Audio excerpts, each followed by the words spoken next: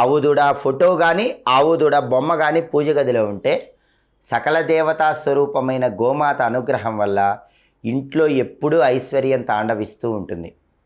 అలాగే పూజ గదిలో చిన్న ఛత్రం ఉంటే చాలా మంచిది. ఛత్రము అంటే గొడుగు అని అర్థం.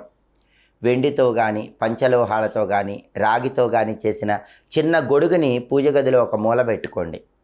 ఛత్రం సమర్పయామి అంటూ దేవుడికి పూజ చేస్తాం. అందుకని ఛత్రం చిన్న గొడుగు ఉంటే చాలా మంచిది.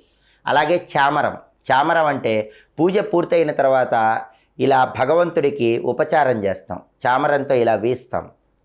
దాన్నే చామరం అంటారు. చిన్న చామరం పూజ గదిలో ఉంటే చాలా మంచిది. అలాగే పూజ గదిలో పసుపు గవ్వలుంటే అద్భుత ఫలితాలు కలుగుతాయి. గవ్వలను మీరు వెనక్కి తిప్పి చూసినప్పుడు పసుపు రంగులో కనిపిస్తే వాటిని పసుపు గవ్వలు అంటారు. పసుపు గవ్వలు లక్ష్మీదేవికి చాలా ఇష్టం. ఏ ఇంట్లో అయితే పూజ గదిలో ఒక 9